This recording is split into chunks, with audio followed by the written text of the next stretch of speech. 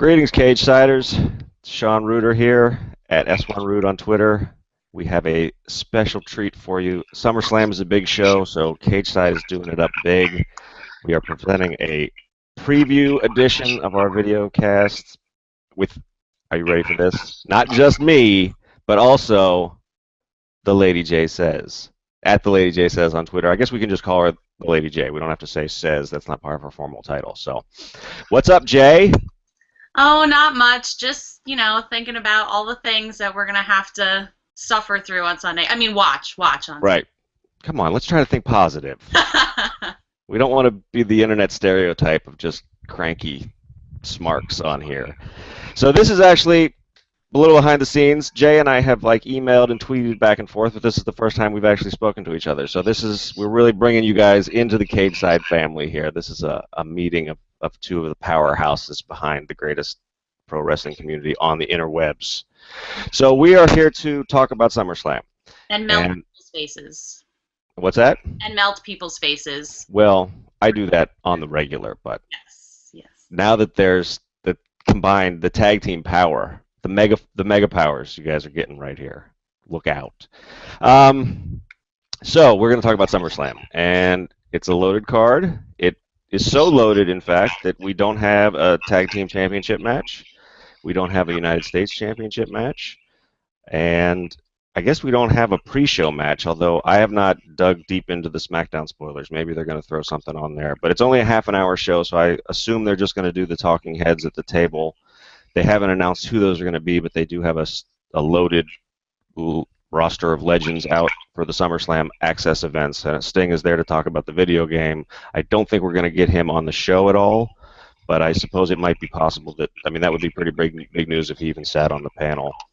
And yeah, I guess there's leaving a lot of guys for the lumberjack position because there's quite a few people who, like I said, Sheamus, the Usos, who are the tag champs, whoever else is in the tag division. Jay and I were trying to come up with them beforehand. We could come up with 3 or 4 teams total. So WWE tag team division is still what it has been for the last couple of years. I think also, how many times have we seen the Wyatts and the Usos? I really don't even think I could sit through that one more time. I mean, as much as I love both teams, it's just it's boring at this point. Although their last, that 2 out of 3 falls match, that was one of the better matches on that card. Yeah, that was a lot of fun. But go ahead.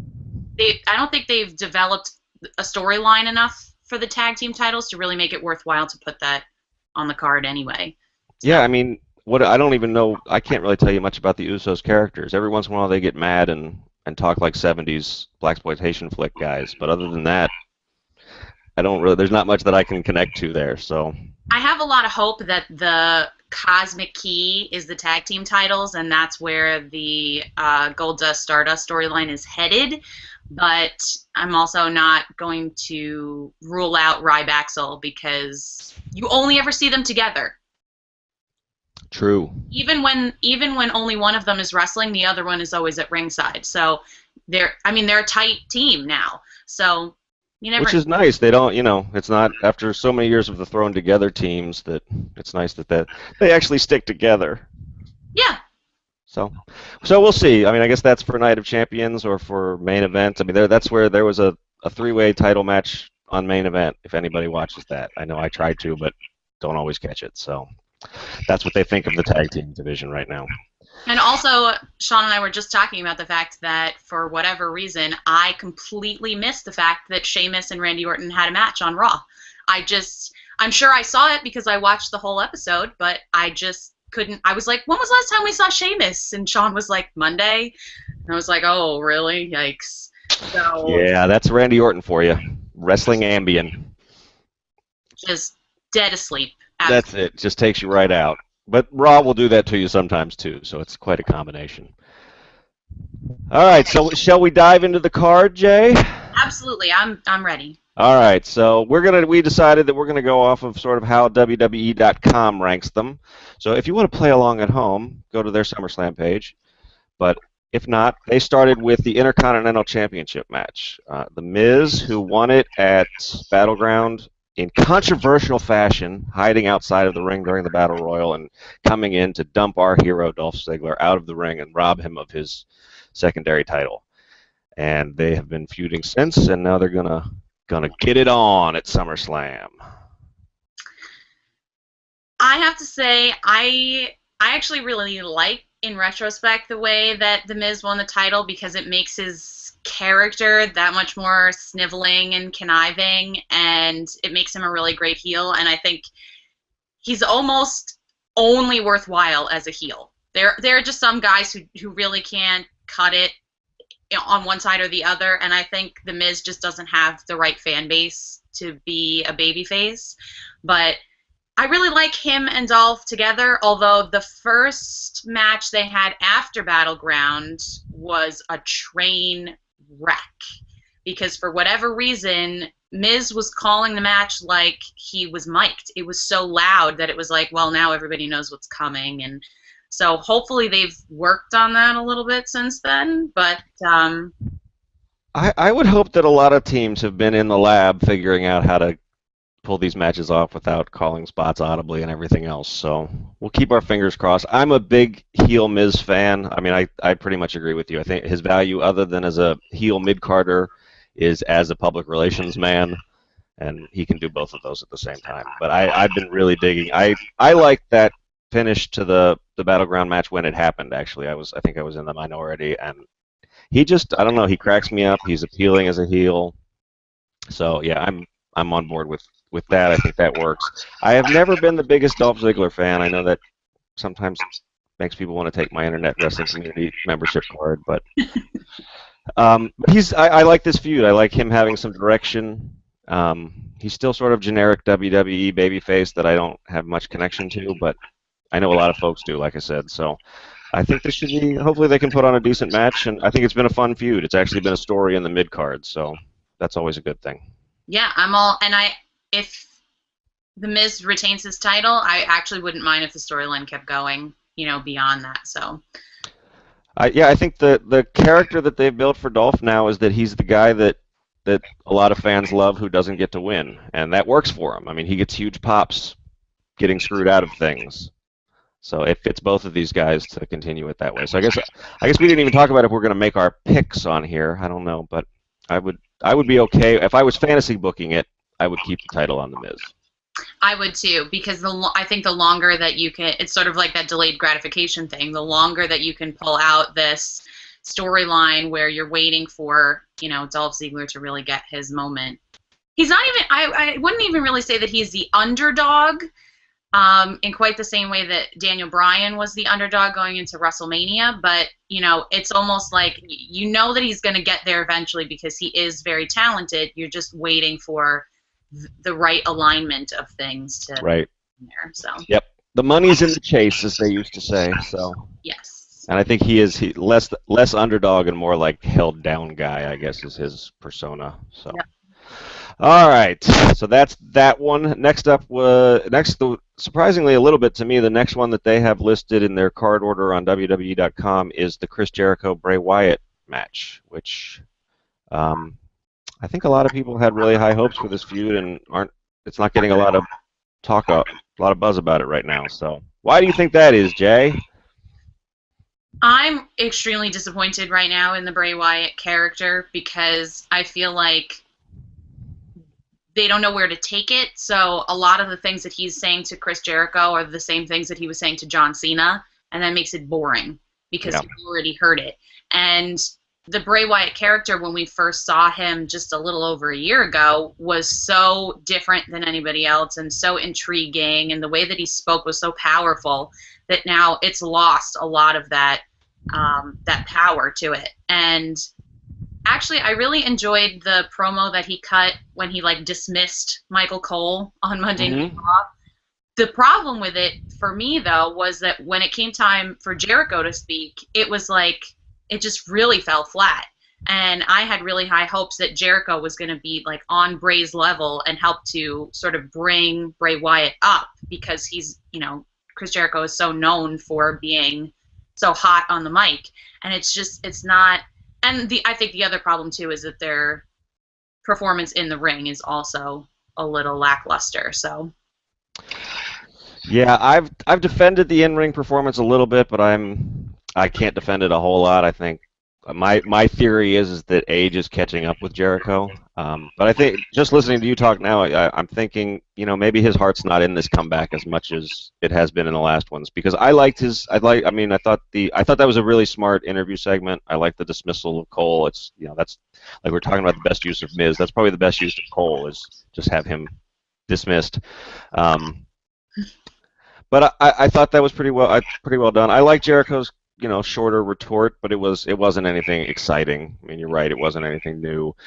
The problem with Bray for me is that he never should have faced Cena when he faced him. Cena was the end game to his quest to change the WWE, not the first thing he does, or one of the first things he does. So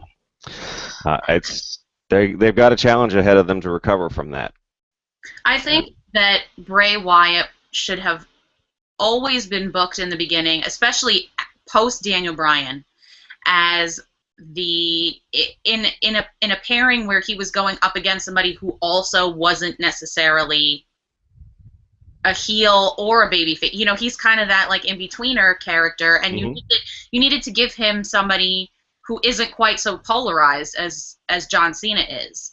And I don't know. I agree that I think the John Cena feud really kind of put the brakes on Bray Wyatt as a character, and now they've given him somebody like Chris Jericho, who maybe, I listened to Talk is Jericho, his podcast, and he said that when he first approached the WWE about coming back when before Daniel Bryan had to have his surgery, he said, I either want to do something with Daniel Bryan or something with Bray Wyatt. And I think maybe once he actually got to the WWE and started talking to Bray about, what they should do, it occurred to him that, like, I don't really know where to take the storyline because maybe he didn't really understand what the character was all about. So. Yeah, and I don't think anybody does at this point. I don't know. I mean, I hope Bray does. I mean, his promos are still, passionate and amazing, but I don't know that he has a clear. I guess he probably understands the character, but I don't know if he understands what they're going to let him do with the character arc. Right, and I think at this point, I think out of all three of the Wyatts, for me anyway, the most interesting character out of all of them is Luke Harper. Yeah, I could see. Yeah, and he's another guy that I guess won't be doing anything on Sunday. When we were talking about tag teams, they ran their course with the Usos, and now I don't know, they're not going to be at ringside for this. That's the big stipulation to this match is Jericho beat both Harper and Rowan. So it will just be the two of them one-on-one, which doesn't make a whole hell of a lot of sense because it was like that at Battleground when they both got kicked out from ringside and Bray still lost. So you want to make a prediction on this one? Boy, if Bray doesn't win, I think the internet's going to riot.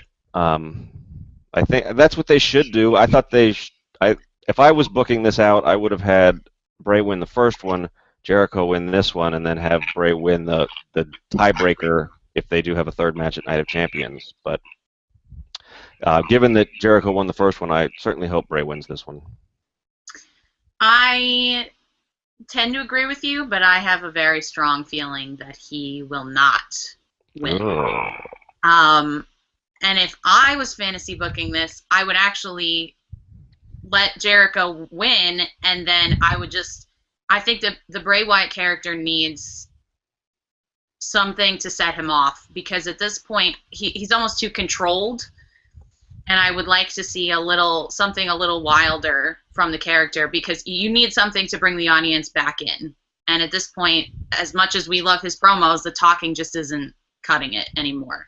So whether it means he moves on from Chris Jericho after this, or if as far as I'm concerned, the greatest thing that's happened in their storyline was the time that he attacked him in the locker room, because that viciousness of Bray Wyatt harkened back to what we saw with him and Daniel Bryan, and that was, in my opinion, the best Bray Wyatt we've seen so far.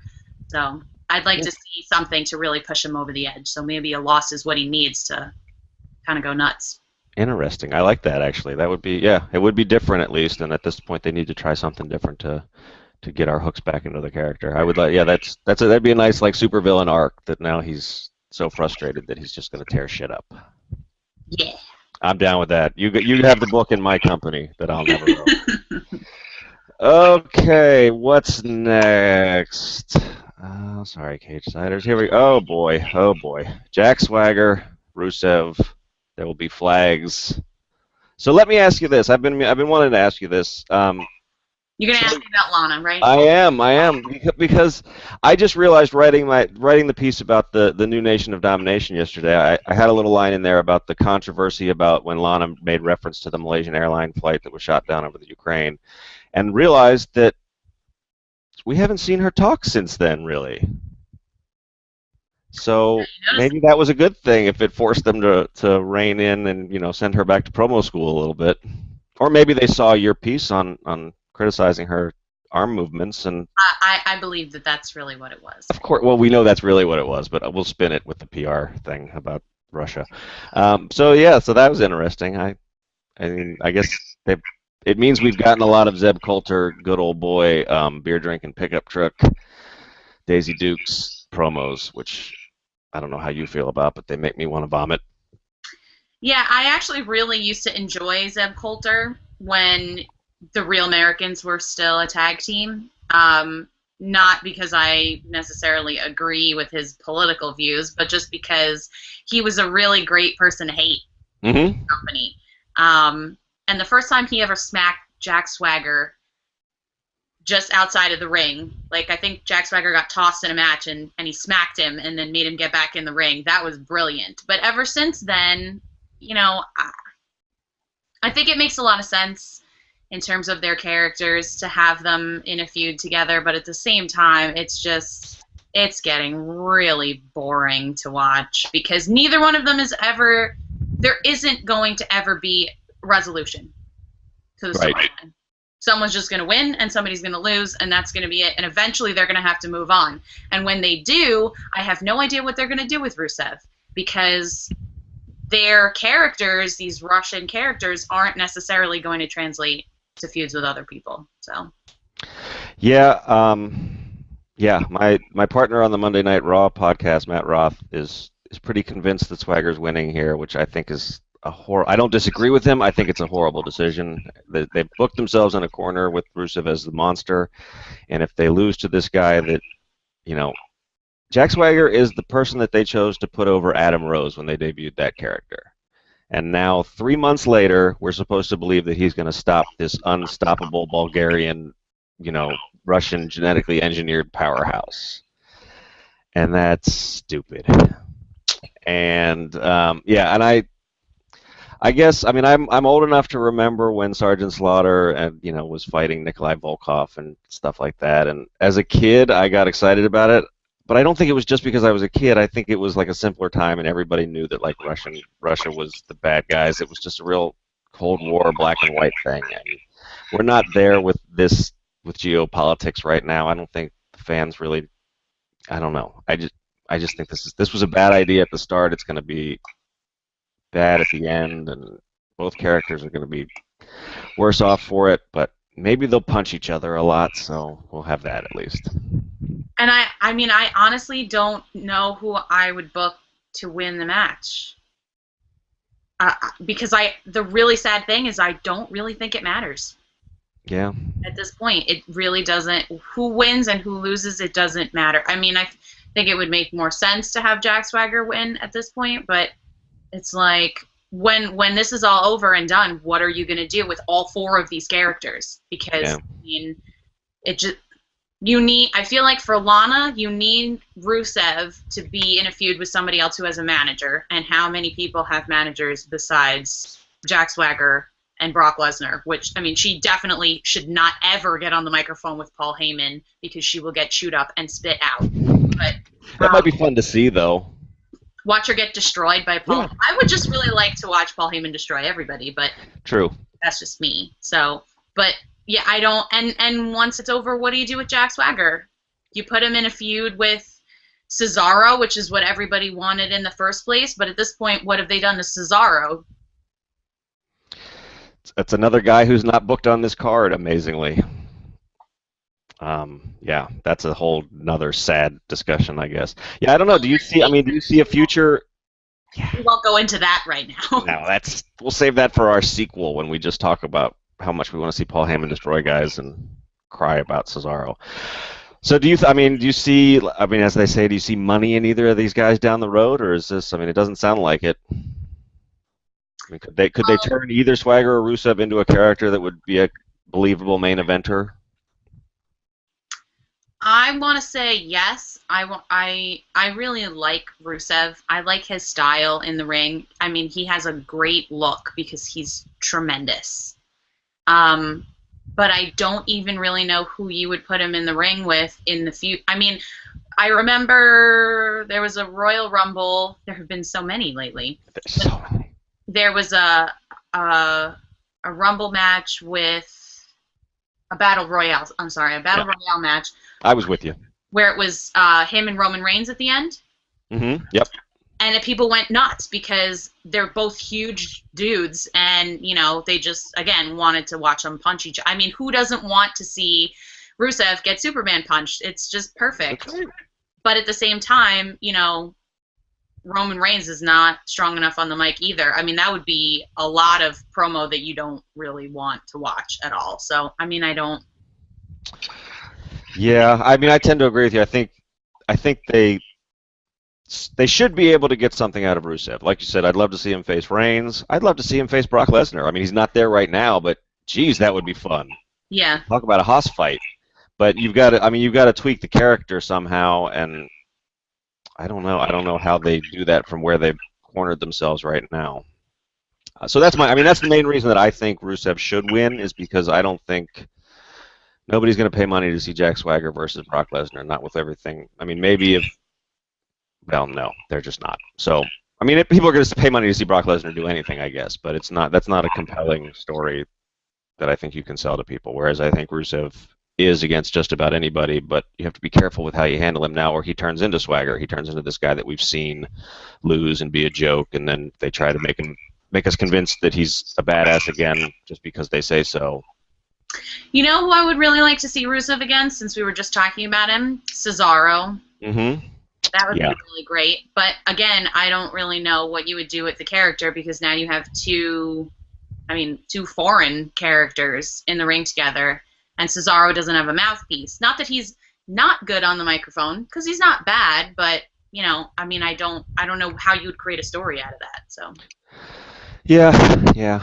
I guess, yeah. I definitely have thoughts on Cesaro as a talker too, but I guess we may have to do a special edition on that later.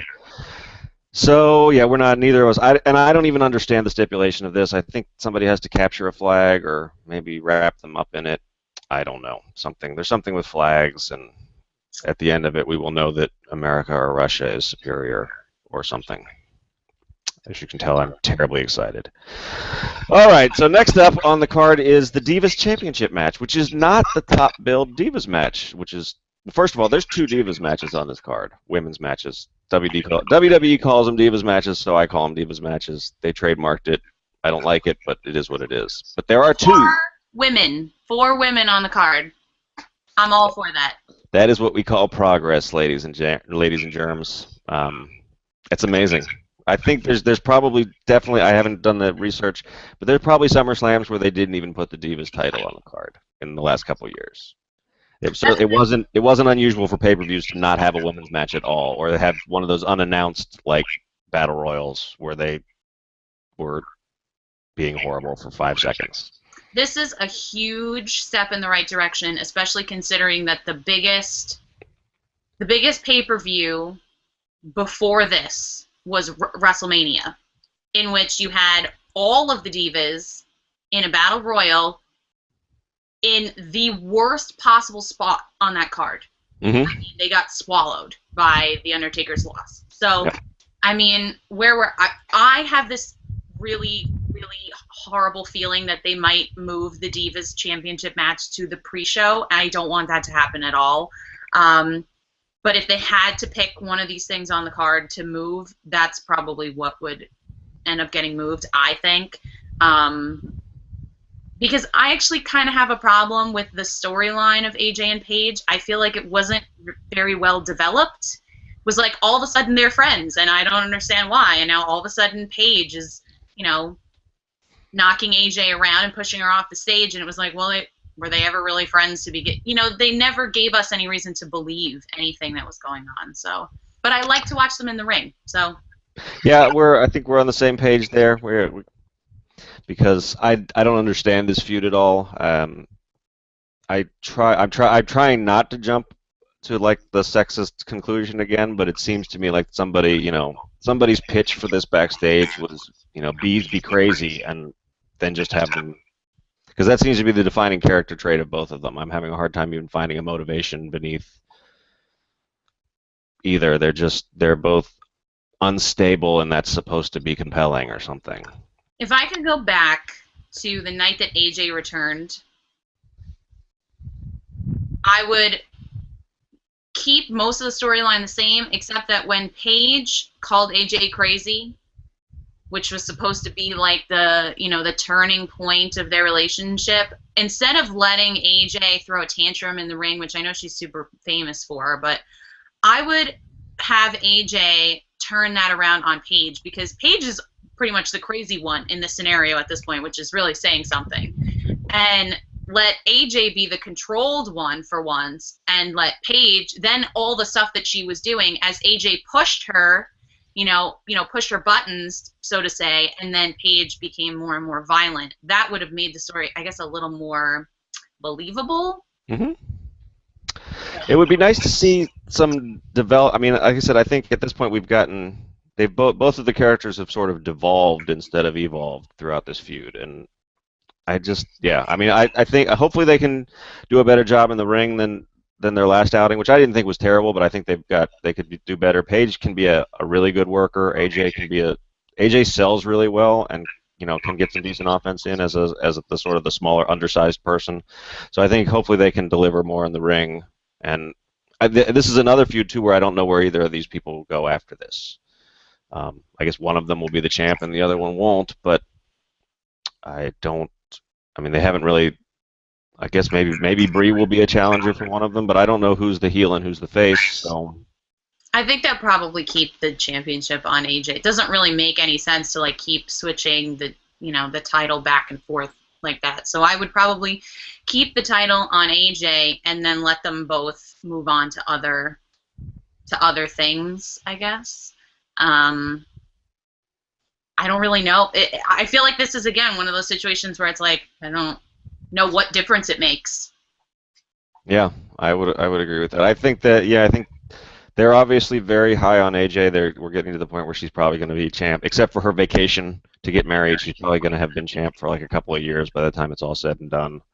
But I have to say though, I don't really know who they would give the championship to other than these two women.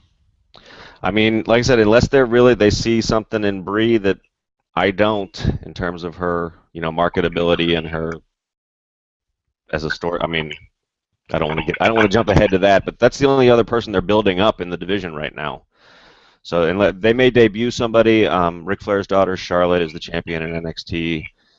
She's a little rough around the edges for me, especially as a talker, but there's a lot of potential there. So that might be somebody that they may just keep calling up NXT women as the challenger to AJ for a while. I would really prefer her up against Paige because she's big girl. She's real tall, and I don't, that doesn't really that like super huge woman versus AJ is not necessarily appealing. I mean, I guess unless you're going to make AJ into the underdog in that scenario because she has to overcome, scaling the giant basically, but.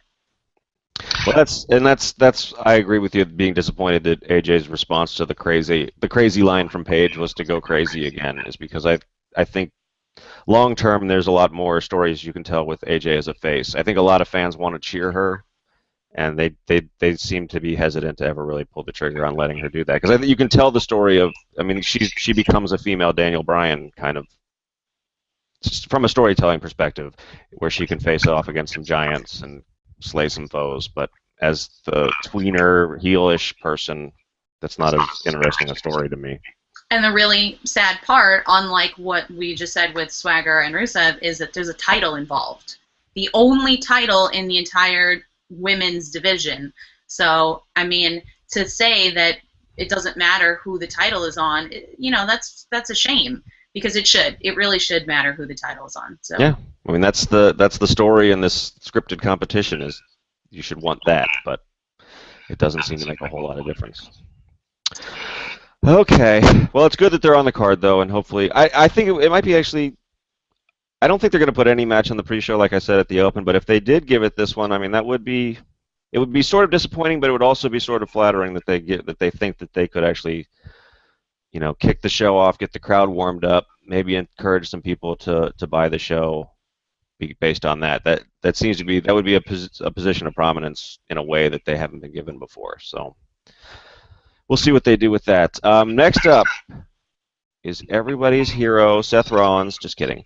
It's everybody's hero Dean Ambrose versus Seth Rollins with lumberjacks, with men all around the ring who hate them both and will force them to fight each other and not escape and hide in presents and trunks of cars and things. So how are we doing with this one, Jay? well, everybody on the internet knows how I feel about explicit Ambrose violence. So anytime you put Dean Ambrose in the ring or in a parking lot or really just about anywhere, I know I'm going to get my money's worth out of it. And him and Seth Rollins together is going to be a great match. I mean, it just is. Even if you had nobody at ringside, it's going to be a good match. But I don't really understand why it's a lumberjack match. I mean, I understand what they're trying to portray it as, just like you said, that everybody hates them, so they're going to keep them in the ring together. But I almost want to say, like, if everybody hates them, then who's going to care? Who would say, like, okay, I'll go down to ringside and possibly get kicked in the face by one of these flailing morons? I feel like if I was Cesaro or, Biggie or whoever is going to end up getting stuck at ringside, it would be more or less like, let them wander out into the audience and kill each other. I don't care. So I don't really understand why that's the stipulation that they ended up going with. I thought it was another great job by Ambrose to make me even consider that it wasn't a horrible idea. I think his promo on it sort of sold me. When I first read the spoilers that's what they were going with, I was with everybody else thinking it was horrible, and then I saw him talk about it, and I was like, okay, I'll give it a shot. But I agree, it doesn't make a whole lot of sense. But at least we'll finally get the match. They can't screw us out of it like they did at Battleground. Don't say they can't, because they can. We just hope that they won't do that. So. They won't do that. Yeah, so it should be fabulous. These guys have a history of working together. Actually, in the minors, in developmental, back before it was NXT, they feuded for a long time in Florida Championship Wrestling. And the interesting thing is that in those matches, Ambrose was the heel and Rollins was the face. So I'm excited to see them actually, put a match together with those roles flipped. But they're both great workers. Rollins can work any style, and Ambrose owns his style. So it should be phenomenal. I don't know where you book the finish. I don't know who goes over. I think Seth Rollins, because I think as long as he has the briefcase, Dean Ambrose has to be right behind him. Because I think that's what's going to make the storyline of whatever happens with the briefcase more interesting. Because, like, the last time we had a briefcase was Damian Sandow, no? And he lost. Correct, yes. Because Randy Orton had already cashed in his on Bryan by that point, so yeah. Right. So we had two instances. I see what you did there. Very nice. Two instances where the finish ended up being most of the story. But I don't really see that being the case with Seth Rollins. Because, no matter how, we'll get to the main event, but no matter how the main event pans out, wherever the belt is going, I can't really see Seth Rollins becoming the WWE World Heavyweight Champion anytime soon. So, you figure either Dean Ambrose is going to ruin it when it finally comes time, or by that point it'll have been so far from now that, that part of the story will have already played out. But I don't think that you finish the Dean Ambrose Seth Rollins story. And if you if you have Dean taking the win on this one, then the story's over, in theory. Yeah, my bigger fear. I'm not afraid that they won't give us this match, but I'm afraid that they'll give us another like Dean Ambrose gets disqualified because he's so mad finish or whatever. And so Which is that's why I wanted the match to be no disqualification. yes, I agree with that. Yes, I would like to see, and maybe we're leading up to that, I guess, but I don't want to watch another non-finish on our way to eventually getting Hell in a Cell or one of those stipulations. But I would like to see this feud continue. So if Rollins winning does that, I mean that's what's weird. That's the other thing that's really weird about the lumberjack thing is that they didn't put the briefcase on the line. There's nothing that says if Rollins beats Ambrose, he's done with him. Right. So I they're sort of telegraphing the fact that we're going to get more of this feud one way or the other. So I would prefer that Seth Rollins win outright because that's only going to incite Dean Ambrose further. But I don't necessarily. I think you're right. I think it's more likely to be some kind of disqualification on Dean Ambrose's part. I would really like to see this go on for a very long time, and I would really like them to put the briefcase on the line and have it be a TLC match in the winter, because I think that would be probably as big as you could get for both of them. Because, I mean, a Hell in the Cell match would be great, but I also think that having the two of them, I mean, the Money in the Bank match was nuts because of the two of them. I mean, as far as I'm concerned, the big moment was watching the suplex off the top of the 20-foot ladder. So, I mean, a TLC match between the two of them for the briefcase would be the perfect sort of pinnacle of their feud. I think one of the great things about these guys is I think we're watching a rivalry that we're going to get to watch over the course of years. So even if they have a side program where Rollins gets into a feud with Ziggler for a little while or something, I mean I think we're going to keep coming back to this. So I hate to say I hate the notion that wins and losses don't matter, but for right now I think especially for Ambrose, I don't think wins and losses matter. I think the crowd loves him. Like you said, I think a loss, especially if it's by heelish means, incites him further, and the crowd's going to get that much more behind him. And I think this. I mean, obviously, this would be my pick to steal the show. So I'm looking forward to it. If they screw me out of actually getting a match, I'm going to be pissed. I'll complain about it on the internet. Me too. Yeah, we'll show them. Next up. If anybody wants to take a nap, we are to the Reigns-Orton match in the way that WWE has them listed out. Boy, how did we get here? Does anybody care? Do you have anything to say here? What do you got?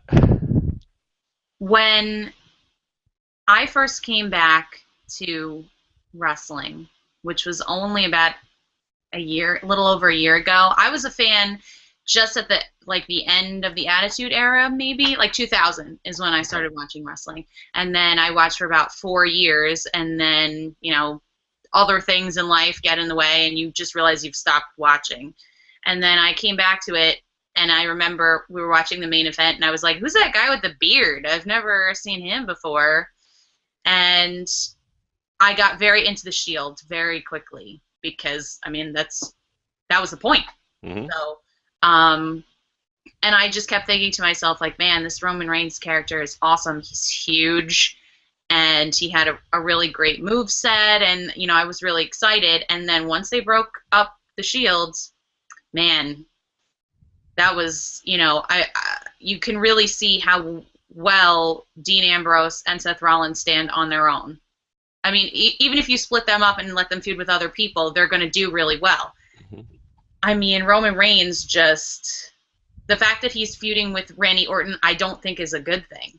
I really don't, because I don't think that Randy Orton is going to bring him up to a new level. I think Randy Orton is at his own level, and he doesn't ever need to change that, and he's not really in a position to sort of boost anybody. I don't think that match is going to, put Roman Reigns over, even if he wins. So, which I think that he will. I think he'll probably win, and then Randy Orton will cry a little more.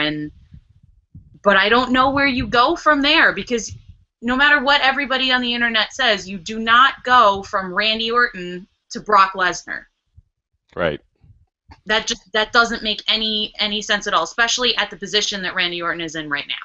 I Doesn't make guess the in between step, I guess, is Triple H, but I don't think Reigns has proven. I still like Reigns. I still believe that he's gonna be a big deal, if for no other reason that I think WWE is gonna be stubborn about it.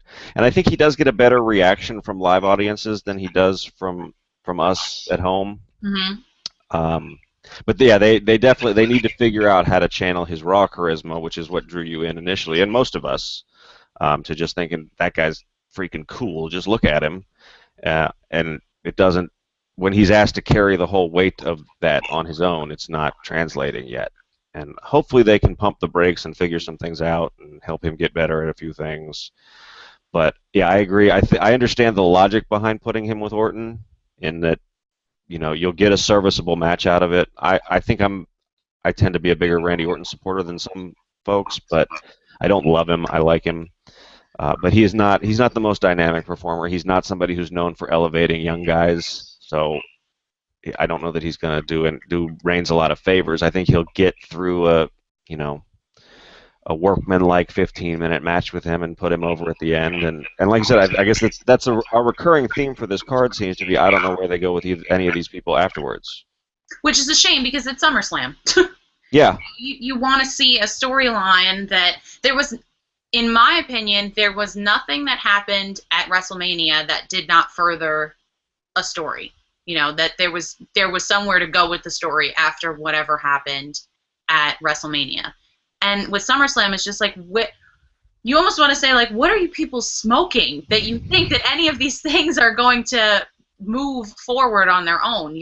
They have to have some kind of ace up their sleeve that we just don't know about yet. Because, I mean, at this point, I am so much more interested to see what's going on in NXT than I am to see what goes on on the main roster, which is a real shame. But it's because yeah. who's in charge at NXT, and we know who's in charge on the main roster, and that's the bottom line. That tells us a lot. Yeah, I always view. I mean, it's episodic. It's like comic books. There's no end point. But things like WrestleMania and SummerSlam should be. I mean, they should be like the season-ending cliffhangers or like the mid-season. It should be there should be some resolution, but it should ask as many questions as it answers. And I don't know if it's not. I don't know if these matches aren't answering questions or they're not even asking them. I think they're sort of there, and I'm excited to see some of them, but I don't understand. They're not convincing me where they fit into the larger narrative. And I think the big problem with the Randy Orton Roman Reigns match is Randy Orton is Randy Orton, and he's been the same character for a long time.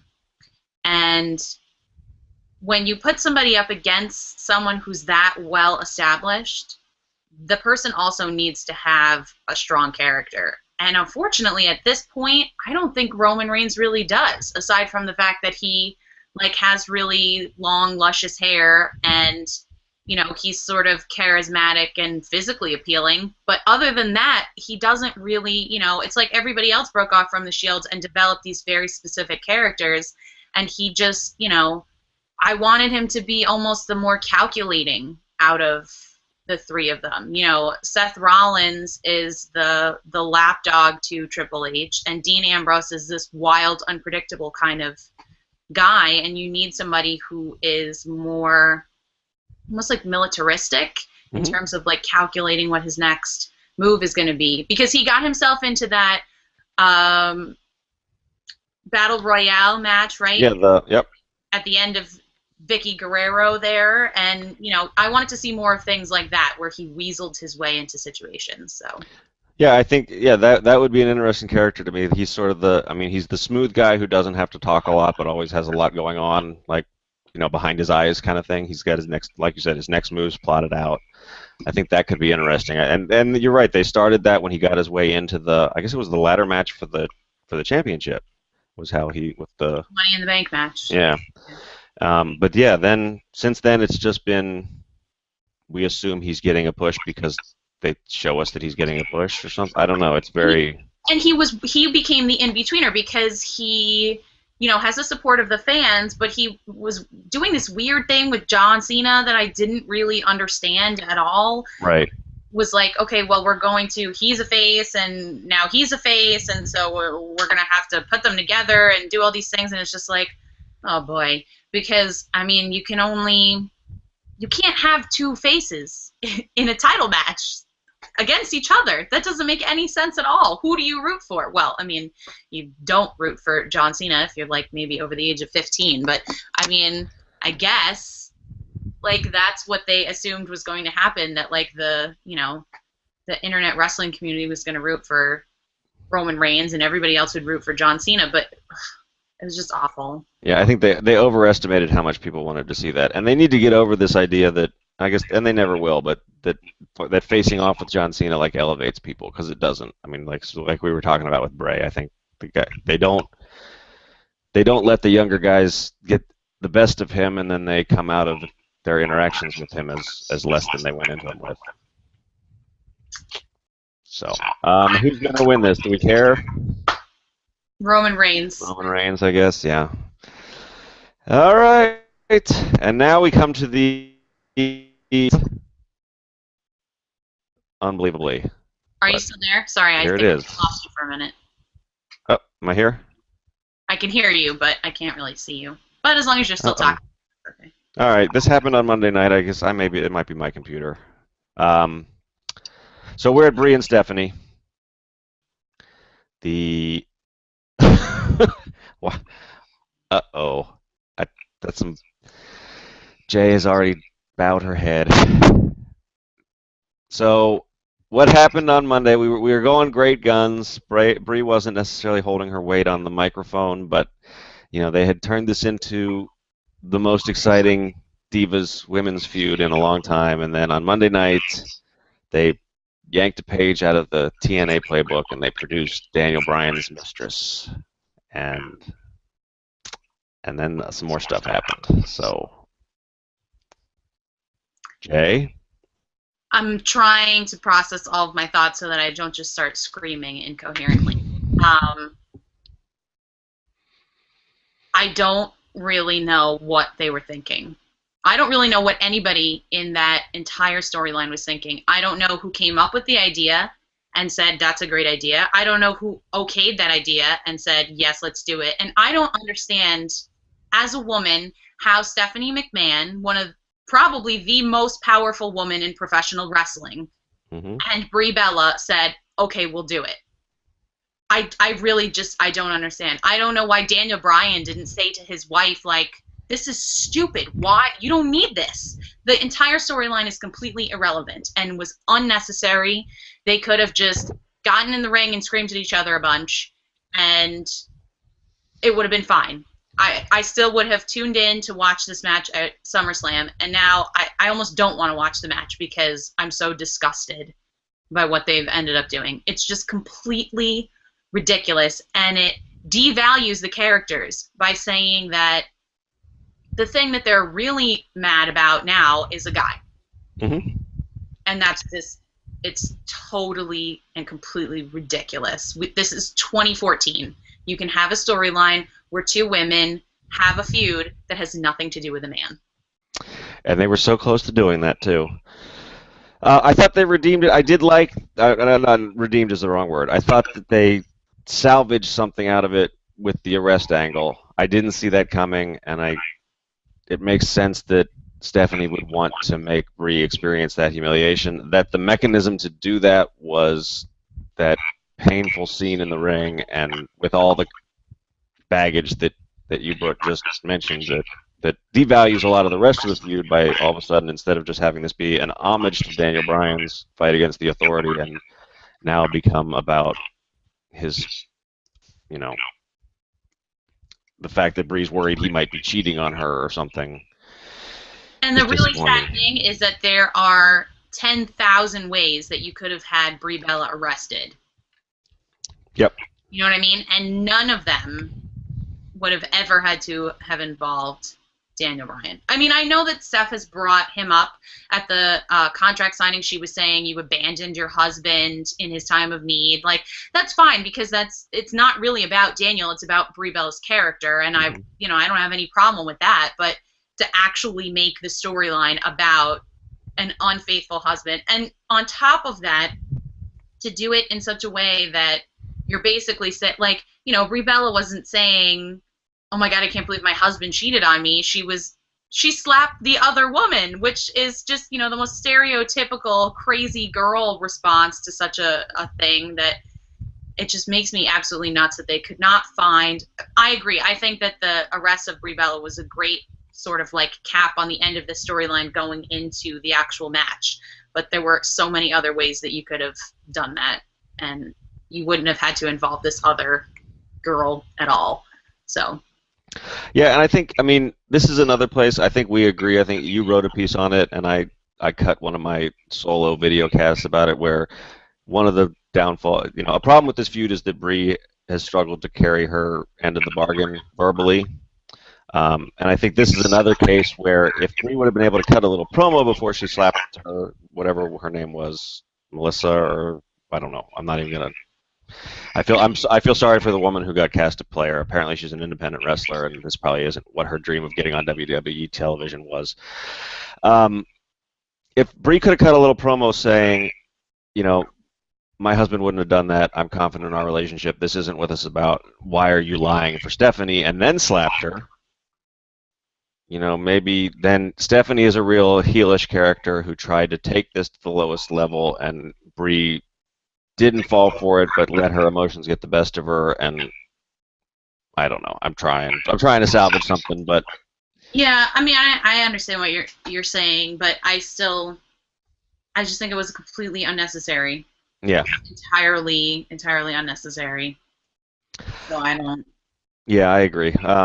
So I guess the other, to answer your other questions, I mean, I think Stephanie probably approved a lot of this. She at least approved it. Um, I think she grew up in that backstage culture with her dad, with her husband, and I don't know. I think her brand of feminism is different than ours. I would say. Which is fine, but you Hmm. have 3 daughters at home. Yeah. That's all I have to say about that. I don't, I when I was watching wrestling when I first got into it, obviously it was very, very different than it is now. And yes, I was exposed to that, and I still turned out to be someone who has very strong feelings about, gender equality and that kind of thing. But at the same time, it's like, you're raising 3 kids, and you are also the most powerful woman in professional wrestling, where, I mean, the fan base is not as divided, in terms of gender as people think it is. And I don't think that you can keep going on creating storylines for women that don't really focus on the women and sustain it that way. Hmm. I think it needs to evolve, and I think that it's a real shame that they came so close to giving us that, and then at the last minute had to really just turn it into a soap opera. So. Yeah, I've told the story on Cageside in comments and maybe in some posts before. I mean, but my goddaughter was watching wrestling with me until she was about 8 or 9, and she was a big AJ Lee fan. And then they made AJ into the crazy "I have to kiss all the boys" character, and she lost interest and has never come back. And any chance they have of changing the demographics in terms of gender balance goes out the window every time they resort to one of these things, because young women are the same as young men. They want to have characters they can identify with and get behind, and when you make it that all of their motivations are just to please some man, that cheapens it for what people who could be lifelong fans who now probably won't be. Right. So I who wins this? I think it has to be Brie Bella, because I don't think there's any benefit to having Stephanie win the match. Right. Because what do you do with Brie Bella after that? Right. I agree. I don't know what you do with Brie Bella anyway, because I don't know that she can. I think this feud has been sustained by Stephanie, but we'll see. We'll find out. But yeah, seems to me to be pretty classic babyface versus heel moment. And my concern with this match is that they're going to go out there and, despite having a lot of time to prepare, really kind of embarrass themselves in the ring, and that's going to set women's wrestling back. So we'll see, but hopefully they can get a good match out of it. At least tell a good story with enough shenanigans, and we'll see. Because I don't have the confidence in these two that I do in Paige and AJ as far as being good to capable workers. Stephanie hasn't wrestled a match in 10 years, and Brie's gotten better, but... what do you think the chances are that they don't have a match? How would you do that? Just a brawl before it starts, and... I'm not entirely sure, but I just keep thinking to myself, like, what if there's no match? Which I wouldn't necessarily hate, because, like you just said, I don't really have a lot of confidence in the match itself holding my attention. But I don't know what you would do with the storyline to avoid having them actually get in the ring together. So. Yeah, I mean, getting Brie arrested might have been a way to do that, but they've already done that now. And they've already said that she's out of jail. Yeah, I don't know. Maybe having one of them attacked, like, backstage. Yeah, and if they did want to debut a new sort of monster female character, Stephanie could hire Charlotte or somebody to beat Brie up backstage. I don't know. I think they've done a good enough job of getting people excited for a women's match here that I think it would be a shame if they didn't pay it off. But we will have to see. Yep. We sound kind of ambivalent about this, but it didn't have to be that way. Sorry, my phone is ringing. Oh, that's all right. Whatever, let it ring. Yeah, they have to wait. We only have one match left, but it's a big one. It's the Beast Incarnate, Brock Lesnar, versus our hero, WWE World Heavyweight Champion John Cena. This is going to make the entire thing worthwhile, I think. I think so, too. I think, yeah, I'm really looking forward to it. I think the build has been amazing, especially considering that the two combatants have only been on television twice in a month since they announced it, and a lot of that is due to, your hero and mine, Paul E. Heyman. Paulie Dangerously. That's it. He's the man. And, yeah, but I mean, these guys had a good match together a couple years ago. I think they went with the wrong outcome there. We'll see what they do this time, but it still should be... that match, if you go back, even you go back and watch it and know how it ends, there's some spots in there where people, your jaw's open because you think these guys are killing each other. And we should get some more of that. I think they have really promoted this match to be, for lack of a better word, violent, extremely violent. And that's, I think, what people are looking for, because at this point in time, people want Brock Lesnar to absolutely destroy John Cena. That's what they want.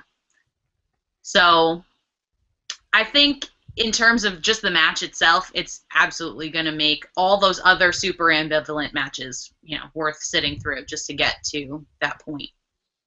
Well, I think for me, though, this match, as excited as I am for it, it shares some of the problems that I have with the other ones, though, because I'm super excited for the match itself, but I'm going to assume that they're going to go with Brock Lesnar. I am not 100% on that. I'm never surprised if John Cena hustles and overcomes, but I think that with the Undertaker loss, I think they don't want to lessen Lesnar by having him lose his next match. I hope, but I don't know who challenges. If Cena overcomes Lesnar, I don't know who's a believable challenger to him, and if Lesnar crushes Cena, I don't know who's a believable challenger to him. Like you said, I don't buy Seth Rollins cashing in on Brock Lesnar. I don't know. The only person I ever see unseating Lesnar after a long reign would be Cena again. The way that they've built these characters up right now. So I don't know. I don't know what happens next, but I'm very excited for this match, and I'm excited that I don't know 100% who's going to win. and the troll in me is looking forward to the internet melting down if Cena wins. So Some men just want to watch the world burn. this guy. um, I too hope that Brock Lesnar wins solely because I think it would be completely ridiculous to have him lose to John Cena after conquering the Undertaker's undefeated streak at WrestleMania, as Paul has reminded us so many times. Um, I like your delivery on that too. That was very good. Thank you. I learned from the best, so I I think that it would make absolutely no sense to have John Cena win. But like you said, that creates so many problems because who beats Brock Lesnar? I mean, aside from Brock Lesnar just basically taking the title and eventually saying like I'm bored and I'm going to go back to UFC, bye guys, and just giving the title up, I have no idea who you would bring in to take the titles from Brock Lesnar. I actually, right before Money in the Bank, maybe, I wrote a fantasy booking post. I think it was my first ever post on Cageside Seats where I said that I wanted Bray Wyatt to win the titles, and then wreak absolute havoc on the WWE so that they had to bring in Brock Lesnar because at that point we already knew that he was coming back. So as a plan C to say like we have to get the titles away from Bray Wyatt, but who do we bring in? And so we bring in Brock Lesnar, and then you've basically created an unstoppable monster, which is exactly what happened just with John Cena instead of Bray Wyatt, because there is nobody that I can think of anywhere on any roster who's going to take those titles from Brock Lesnar and really have it be believable. So Yeah, I mean, if they can craft somebody into that, like I said, I don't think Reigns is going to be that guy in time. I think, you know, if they can get Reigns to the level where they would believe him to be to really be like a Cena replacement, it's going to be a couple years down the road. Maybe it's Daniel Bryan, but that's a tough sell. They don't. Maybe they can use the story of Daniel Bryan, choking out the robbers in Arizona to say that he's a legit badass. But if they can successfully tell the story of someone finally conquering Lesnar, it'll be a hell of a story. But they've got their work cut out for them. the problem too is that Brock Lesnar is such a fantastic character because he's just this terrifying giant silent guy, and he has this amazing mouthpiece. And John Cena, who doesn't really do anything for me personally, but his promos are always worth watching, especially the one where it was him and Paul talking to each other. That was highly entertaining, I thought. Mm-hmm. And anybody that you put is not only going to have to be able to compete with Brock in the ring, but can't be swallowed by Paul Heyman's ability on the microphone. And the only reason that it worked at WrestleMania is because The Undertaker is also the strong silent type. Right. So Paul Heyman basically there was no competition. He was the only person talking. When the Undertaker opens his mouth, he delivers a line and everybody screams and yells and is super excited, and that's it. So, I mean... It's kind of the Roman Reigns model. That's what they want Reigns to be, I guess. But his character is not powerful enough. No, you're right. So, I mean, he either needs his own mouthpiece, and I'm available if they're looking, or they need to get him some training, because if they want to make him the guy, he's got to be able to get on the mic and do what John Cena does, basically. So I don't really know. I think Triple H maybe is an option in terms of wrangling the titles back away from Brock Lesnar, but putting the titles on Triple H is extremely problematic because it creates absolute power. Yeah, and I have to say, I am I don't, for whatever reason, I'm not a Triple H hater, and Brock Lesnar is usually a joy to watch in the ring, but I thought that their couple of matches against each other were really kind of boring for me. I don't know what it was. The chemistry wasn't there for me. I was not compelled watching those two fight each other. And I loved Brock's match against Punk, and I loved his match against Cena in his comeback. And I thought the Undertaker match, once I went back and rewatched it, absent the shock, I thought was told a compelling story, and I didn't really like the story that the Triple H matches told. So And I wouldn't be excited to see that, but it kind of makes sense as an option. I think the other thing too is that I know, people always get down on me when I talk about back referencing things. Like, I really wanted when Kane came back as the Big Red Monster to come back under the sort of control of Bray Wyatt because they did kidnap him like a year ago. Yeah, And when he came back, he took the mask off. And so I wanted, when he put the mask back on, to be under Bray Wyatt's control. And people said, like, they'll never do that because they never back reference stories. And I just think that that's completely ridiculous because there are so many situations, like, I mean, now they're hanging on to the defeat of the Undertaker's streak at WrestleMania, that, the idea that Triple H would be able to beat Brock Lesnar seems physically plausible, but he lost to Daniel Bryan, right. which in theory should mean that Daniel Bryan is more likely to beat Brock Lesnar than Triple H is, you would think. But I'm not super into the giant, David versus Goliath kind of matches, so They're really hard to do. They're really hard to pull off well. So, And at the same time, there's so many people who've been saying Brock Lesnar will take the belt, and then, eventually we'll get to Lesnar Reigns at WrestleMania, which my response is, you really think Brock Lesnar is going to hang around that long? What do you do with storylines in the meantime when your champion for the next 8 months is going to be doing other things? So I really don't know. Maybe if they put the belts on Brock Lesnar, it will force them to elevate the other titles. I think that's the hope. I mean, that's what Heyman was sort of hinting at, was that it would add prestige to the main belt and force them to do some things with the rest of the card. So that's the optimistic view of how they would handle it, I guess. But it still leaves them with the problem of who convincingly takes the belt off Brock at some point. Because to really, you can't have him just throw it away later, and because that eliminates any prestige it got by him having it. What I would really like to see, and I know that people will hear me say this and immediately think of a reuniting of the Shield, but that won't happen for a very, very long time. So just move right on past that concept. But I think that a really interesting way to get past the problem of just the tremendousness of Brock Lesnar, and I don't just mean physically, but of his character, would be to have his defeat come at the hands of a faction of some kind. Someone who can take him out believably, but has the support of other people behind him. So, but, I mean, we don't even have a hint of something like that at this point. I mean, and it would take a much too long time to get the guys down from NXT who I think could create such a faction to be ready for such a place in the company. So I don't know. Unless you could maybe get some guys behind Roman Reigns, but who? Yeah.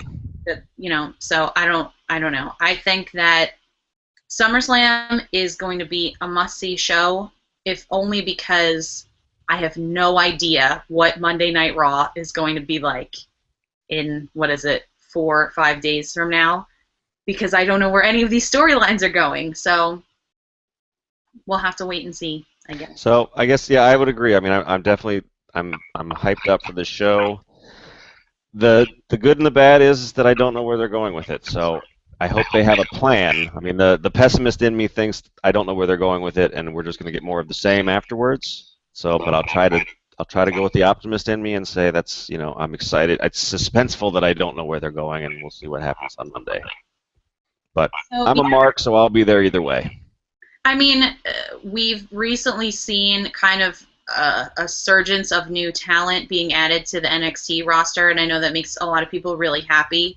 So I think there's a really good chance that we might see maybe one or two people make an appearance on the main roster from NXT just to make some room down there. I don't know who that would be, but I wouldn't be surprised if the Raw on Monday involved introducing a new character in some capacity. So we'll have That to, would be pretty especially exciting. especially one of the women. So we'll have to wait and see. But I think at this point, I'm actually more excited to see Raw on Monday than I am to see the matches because, like we just said, everything is just kind of like, well, I don't know who wins because I have no idea where they're going to take it from here. Right. All right. Well, that was our first cage side crossover pay-per-view preview extravaganza. So it sounds like we're both looking forward to SummerSlam, maybe a little bit more looking forward to the night after. Don't know where a lot of these matches are going, but some of them should be really good, and maybe a Brock Lesnar title reign will free up room for some people who aren't on the card, like Cesaro and Luke Harper, and maybe we'll get some fresh blood from NXT heading into the fall, and we will keep watching and we'll keep talking about it. So stay on Cage Side Seats for more from Sean Reuter on Twitter at S1Rude, more from the Lady J on Twitter at the Lady J Says. We'll have a lot of stuff for you all weekend long on SummerSlam. We've got match previews. We'll have our predictions post. We'll have a live blog on Sunday night. We'll have all the fallout for you. So keep it here. Any last words, Jay? Can't wait to see Paul Heyman cut the most awesome promo when Brock Lesnar is standing over John Cena's twisted body. That will be pretty awesome. I am going to hope for the return of my man, Big Dave Batista, because then everyone will have to deal with it. Oh man,